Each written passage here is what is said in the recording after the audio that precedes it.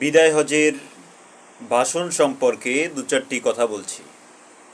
আমাদের সমাজে একটি রেওয়ায়েত রয়েছে যা অত্যন্ত পরিচিত এবং মানুষের মুখে মুখে এটা অনেক বেশি স্মরণ হয়, অনেক বেশি মানুষ এটাকে বলে থাকে।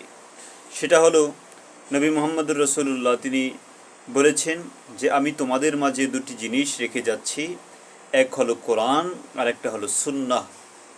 এই কথাটা, এই রেওয়ায়েতটা মানুষের কাছে অত্যন্ত বেশি পরিচিত। হাদিসের রেফারেন্স দিতে গেলে, হাদিস মানতে মানুষ বাধ্য। এই বিষয়ে কথা বলতে গেলে মানুষ এই হাদিসটা অনেক সময় নিয়ে আসেন যে রাসূলুল্লাহ বিদায় হজে তিনি এই দুটি জিনিসের কথা বলেছেন। কিন্তু আরও যে হাদিস রয়েছে বিদায় হজের ভাষণে, সেইটা মানুষ উপস্থাপন করে না এবং বলার চেষ্টা করে না। তার মধ্যে একটি হলো মুসলিম শরীফে যে হাদিসটা রয়েছে, সেটা হলো আমি তোমাদের মাঝে দুটি ভারী জিনিস রেখে যাচ্ছি।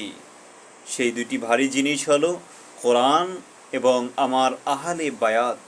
এই দুটি যদি তোমরা আঁকড়ে ধরো তাহলে তোমরা গোমরাহ হবে না। অন্য হাদিসের ভিতরে রয়েছে যে আমি তোমাদের মাঝে আল কোরআনুল করিম রেখে যাচ্ছি, তোমরা যদি মেনে চলো তাহলে তোমরা পথভ্রষ্ট বা গোমরাহ হবে না।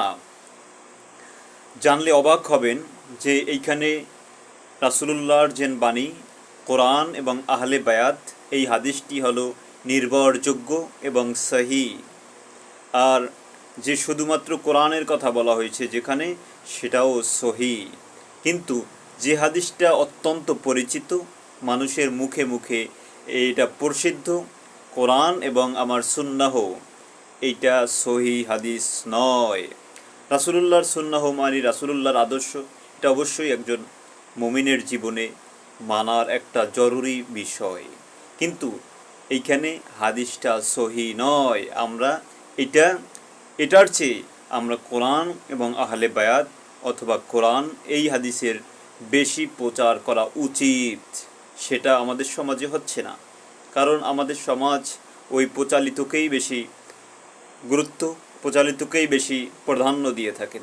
আল্লাহ তাআলা সকলকে সঠিক বুঝ দান করুক। আমরা নিজেরা চিন্তা করব, নিজেরা জানার চেষ্টা করব, তাহলে সমস্ত মিথ্যা, সমস্ত ভুল আমাদের সামনে থেকে দূরে চলে যাবে। সকলকে আন্তরিক সালাম জানাচ্ছি। ধন্যবাদ।